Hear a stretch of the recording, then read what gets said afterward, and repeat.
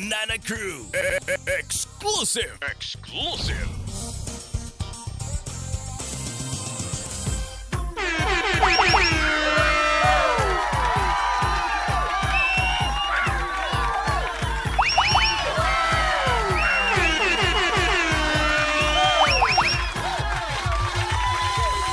.3 FM Radio Manila, your favorite music radio, Ka-Vibes. Isang magandang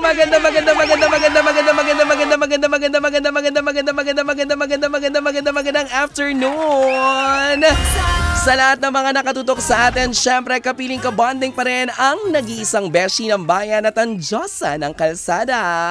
Walang iba, ako po si Jaiho.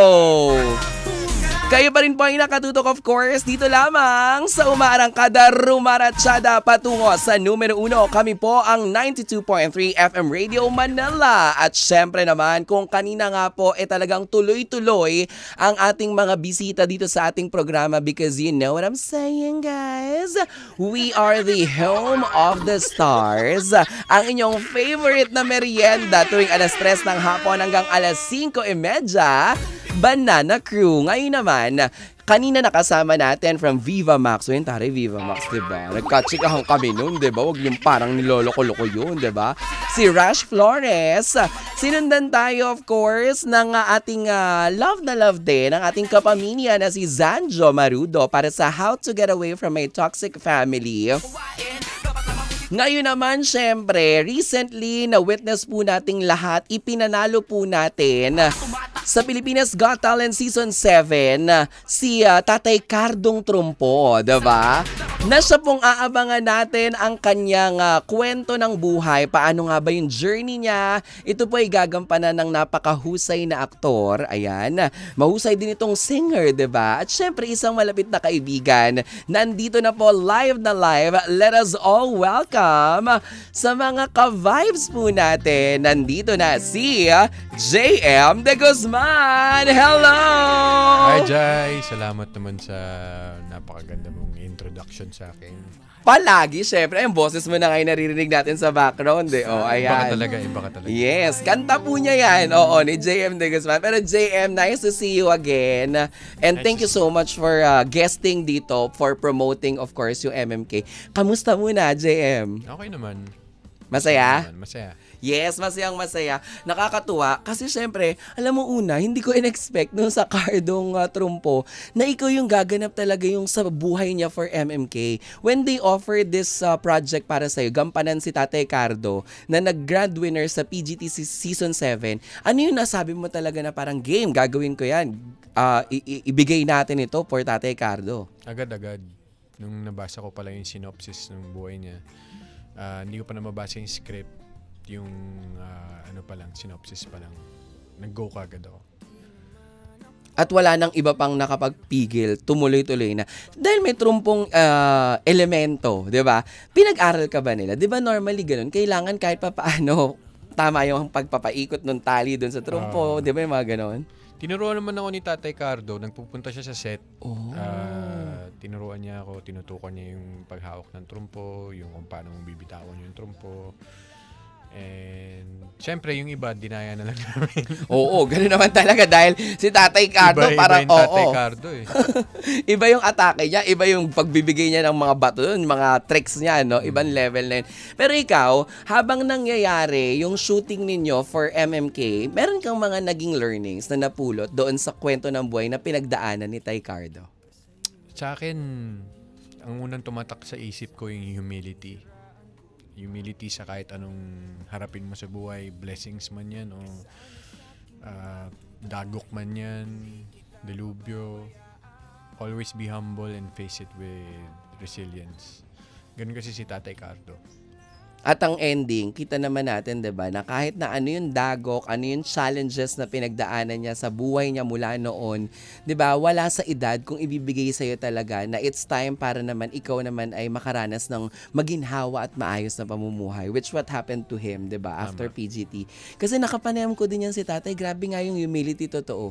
Na parang para sa kanya, ang goal niya lang, kahit consolation prize lang, yung 50,000 lang yung inaay niya talaga, pero diba, ang galing ng Panginoon Panginoon, ibinigay sa kanya, siya yung itinanghal na grand winner with mataas na 'di ba? Yung total tally of judges and yung text votes din from the Kapamillas. 95% yata. As in, ang taas talaga. Tambak yung kalaban. Hindi naman tambak na tambak, pero ang taas nun for sa Pilipinas Got Talent na history, 'di ba? Mataas yung level talaga kasi ang dami ring mga magagaling na mga world-class talents and performers yung nakasabay ni tatay. JM, maiba, kahapon I hosted a press con, tapos andun sila Tita Ces Quesada. Nami-mention yung name mo kasi parang before pa lang daw sa teatro pa lang daw talaga. Kayo nila JC Santos, yan kayo daw yung mga estudyante nila.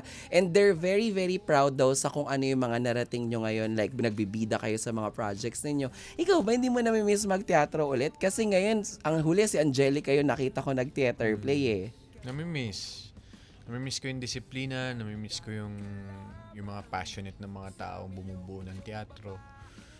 Doon ko actually, kinukwento ko nga doon kanina sa Showtime U. Kinukwento ko doon sa mga mababait nating host doon. Showtime Online U? Na doon ko nahanap yung passion ko rin. Doon lumiyab yung apoy ko sa acting nung nagteatro ko. Kasi sa mga napapanood ko mga tao doon, sobrang passionate nila sa craft nila.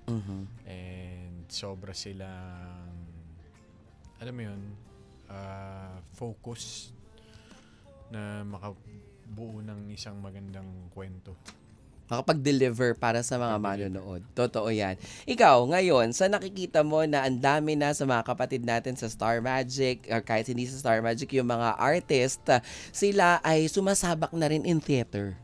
Diba ang dami, may Tabing Ilog, meron tayong yung kay Lasu Ramirez, etc. Marami pa talaga na nasa teatro na sila, ganyan. Anong komento mo doon or anong naramdaman mo nung nakita mo na finally yung theater is nabibigyan na ng break, napapansin na rin siya? Hindi, kasi diba dati parang kumukuha ng mga naging artista coming from teatro. Ngayon yung mga teatro kumukuha na ng mga artista. Actually, to be honest, inggit ang nararamdaman. Kasi hindi ka ba nagte-theater play ulit? Ang tagal nang yun, 10 years na yata. Ano yung last na ginawa pa sa theater? Sa UP pa? At Zafira. Oh, pero The role of Jalim. Kami ni JC Santos. Jalim. Baka dun nga kayo nagkasama nila Tita Ces Quesada. Sa ano yata kami, St. Louis Loves Them Filipinos yata kami nagsama ni Tita Ces. Oo. Sobrang bait nun taong yun. Sobrang bait. So, nami-miss mo na? If given a chance, ikaw ba, ready ka, halimbawa na may mga ibigay sa'yo na project? Tumingin sa handler. Tumingin. Oo, Ate P. Oo, wala pa naman ngayon sa ngayon ganyan. So ngayon, mas ang focus mo ngayon is doing projects for movies and for TV. Yes. Wow. Paano yung sa pagkanta mo? Nagagawan mo pa rin ba ng time? Sinusubukan ko. Ayoko kasing ipilit minsan na yung pagsusulat ng kanta. Parang lumalabas lang siya bigla sa Kusa. Oo. So, minsan pagka dumadating siya, sinusulat ko lang.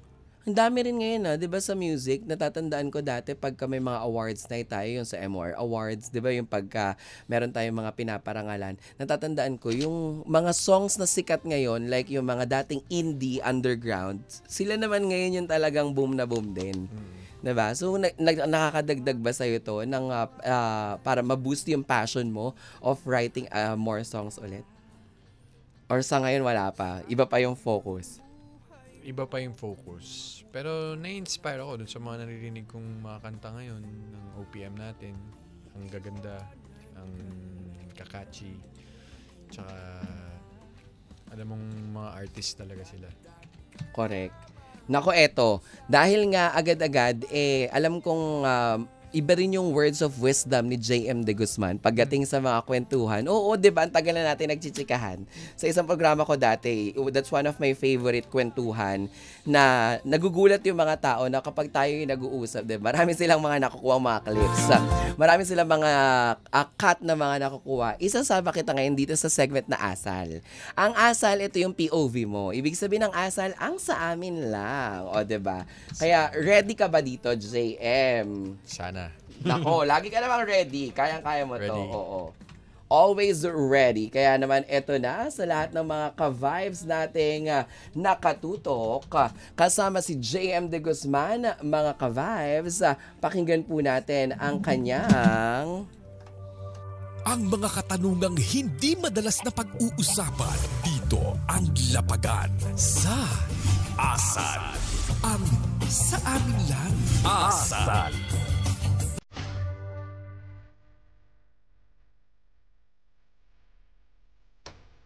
Hawak ko na po mga ka-vibes ang baraha. Oo, pero hindi po ako mahuhula. Oo. Hawak ko na po ang baraha at this time, maririnig naman natin ang mga kasagutan ni JM sa kanyang makukuhang baraha.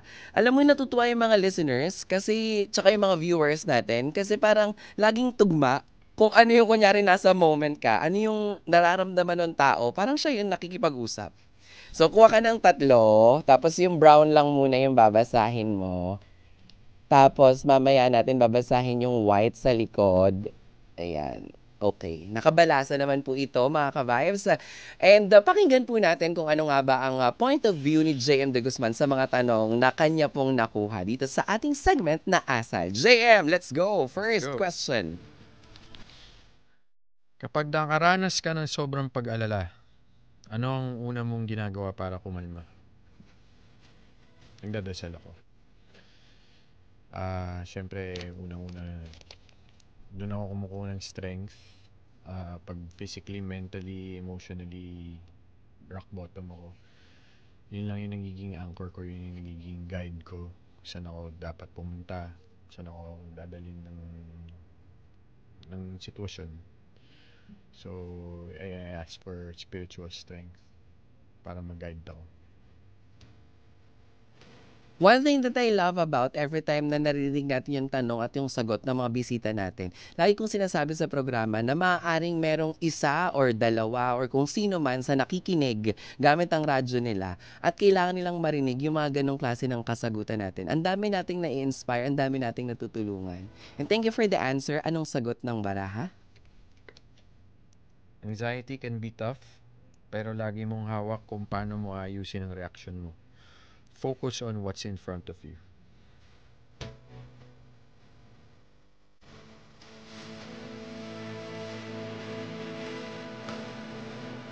Same. Ako din, prayer din talaga, ever. As in, walang... Oo, meron mga kaibigang magsasabi sa'yo, pero madalas parang mas gumagawan yung pakiramdam ko kapag ipinagpapasa Diyos ko na lang. Pag sinusurrender ko lahat sa Kanya. Yes. Grabe yung magic and power, di ba? Of prayer talaga. Minsan nga, pag bumibisita pa ako, kasi nga meron akong pinupunta, di ba, pag Wednesday, talagang dead ma ako kahit super cray-cray ako doon. Yes. Kasi parang feeling ko, pinakikinggan niya kasi ako kahit wala akong sagot na naririnig. Ganun. So, ayun. Thank you, Lord. Thank you, Lord. Yes. Thank you. Next, JM. Susunod. O, di ba? Pasok. Tugman-tugma. Oh. What type of support ang kailangan mo from friends and family right now? Wow. Pasok ba? Pasok. Pasok na pasok. O, sige. Anong type of support from your friends and your family ang kailangan na kailangan mo ngayon?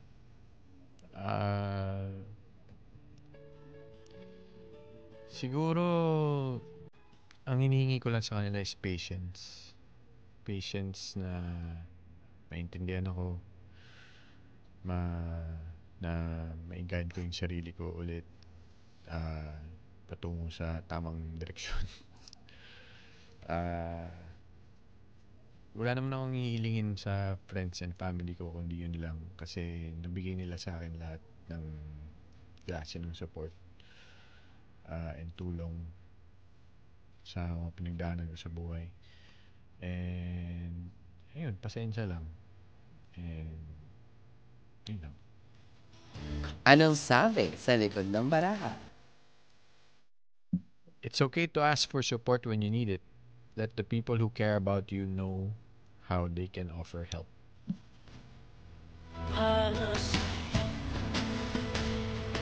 Galing, 'di ba? 'Di ba? Hindi natin na planted yung pagbunot dun sa baraha, pero Magic. may magic siya. In fairness. Last na sa ating asal. JM, Ano to? ang tanong. What's your pink totem moment? Ano? What's yung pink toad moment? Ay, hindi ko rin alam yung pink toad. Ano ba ibig sabihin ng pink toad? A pink toad moment is when someone, often a parent, overreacts or lashes out over something trivial, leaving a lasting Ay, mahirap yan. Palitan natin yan. Hindi natin alam pare-parehas. Huwag tayo nagtulungan dyan sa part ng pink toad. Ngayon ko lang narinig din yan eh. Oo. Puno tayo ng iba, JM. Huwag nating stressin yung sarili natin sa mga hindi natin alam. Diba? Oo. Mahirap yan. Yan. If there's one thing that's free, what will you reward yourself with? Ay, ayan. O, di ba mas madali kaysa dun sa pink toad.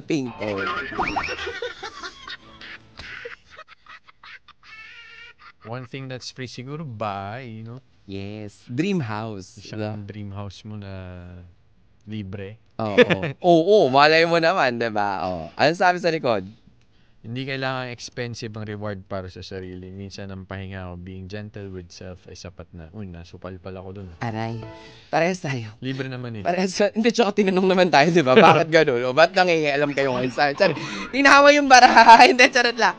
Palakpakan naman po natin, of course, mga kapamilya, mga ka-vibes sa JM de Guzman. Jai. Thank you so much, JM. Again, invite natin ang lahat ng ating mga Ngayon, di ba, pwede nang panoorin Thursday kasi sa I Want na bagong bihis ang I Want natin. Yes, JM, take it away. MMK Cardon Trumpo is now streaming on I Want 72 hours in advance. TV episode will air this Saturday, July 12, 8:30 p.m. on Kapamilya Channel. Kapamilya Online Live, A to Z, All TV. Episode title will be revealed after. Ay, yung mga nauna dati, may title na, ngayon i-reveal na ulit. Ay, ayan na, may hula-hulaan na ulit. Ay, ang bongga, may hula-hulaan na. In fairness naman din talaga. Panoorin po natin yan. Pwede nyo na pong i-check yan sa inyo pong mga I Want TFC application na bagong bihis nga po ngayon. Mas madali at pwede na po natin siyang talagang gamitin kahit tayo po ay nasa labas ng bahay, nasaan man po tayo sa ating mga mobile phones. And of course, JM, thank you so much for gracing our Thursday afternoon. Maraming salamat sa inyong mga kaibigan na nandirito and congratulations. What's next after MMK? Meron na bang mga dapat nang abangan sa'yo agad-agad? Meron kaming ginagawang teleserye. Hindi ko alam kung pwede pang...